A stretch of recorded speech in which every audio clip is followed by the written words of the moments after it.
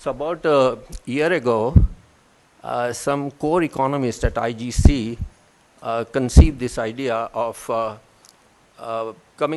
organizing a portal which would have the mission, the express mission of enhancing the quality of public debate in India by bringing in evidence-based arguments.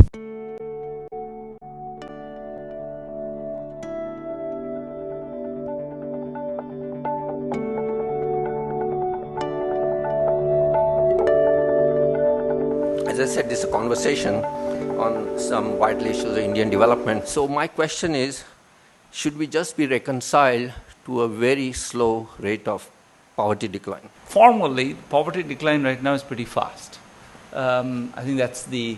I think that's a bit artifact of the fact that we've set the minimum wage roughly around the poverty line. I think we should aspire more than to decline in measured poverty as we measure it. One of the things we're seeing in India is the great importance of access to markets. The enormous differences we know happen when you get connectivity. A Pakka road going to a village encourages the growth of a whole variety of activities because you have access to markets. One of the sectors that's not going to slow down, my prediction for the time being, is the construction sector. It's going to move to other cities. You can see the tremendous importance of the construction and real estate sector in the early stages of development. You can see it now in India, just look around Delhi, but you can see it in China. It's been a huge part of their growth for the last so many years.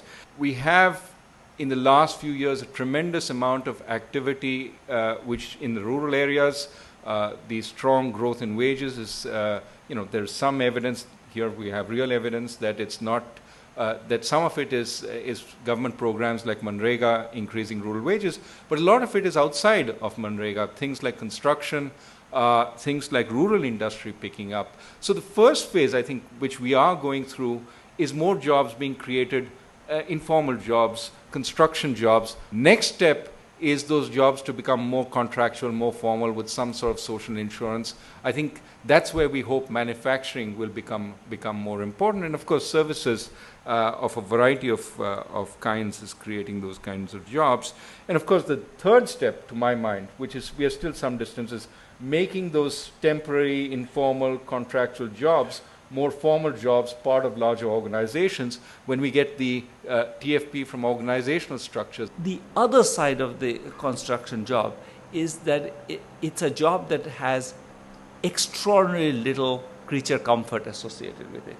We could do a lot more in reducing poverty and increasing prosperity if these people could stick it out in the city. So there are lots of jobs in the city. They don't take advantage of it. They don't also take advantage of the other, I think, plus of the city, which is that it has better schools for their children. With all the research that has been done on education, what are the implementable policies that can actually improve things? The educationists insist on that there are things that children should learn by certain ages, irrespective of whether that's something that the system delivers or not. So in some sense, you have a bunch of first-generation learners, and they come into school already somewhat handicapped relative to the syllabus. Then the syllabus goes its own merry way. Teachers follow the syllabus, and children fall behind year after year after year. But could you think out of the box? That is, combine classes together and move people out of those classes when they've learned a certain amount, when they have a basic set of competencies, or follow the Montessori system, where smarter kids teach less, they work in groups where the smarter kids or the more accomplished kids pull the other kids along. To what extent do you think we can use IT technology, UID link, cash transfers and so on, to in fact bypass the local bureaucracy and reduce corruption?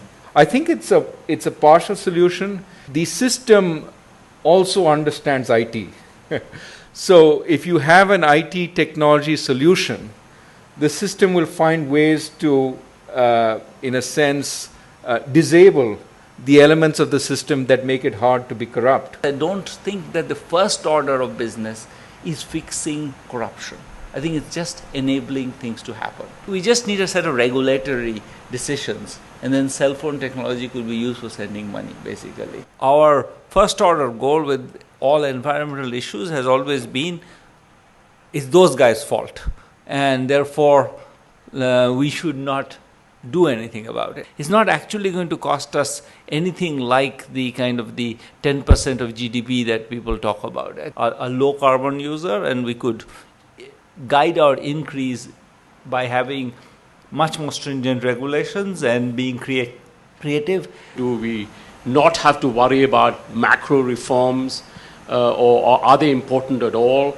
Is the current account deficit something we should worry about? At our level of development, but with the kinds of banks we have, that we just can't afford a macroeconomic crisis. I don't think you can ignore something like the current account deficit. You have to ensure macroeconomic stability in this country, and everything else comes after that.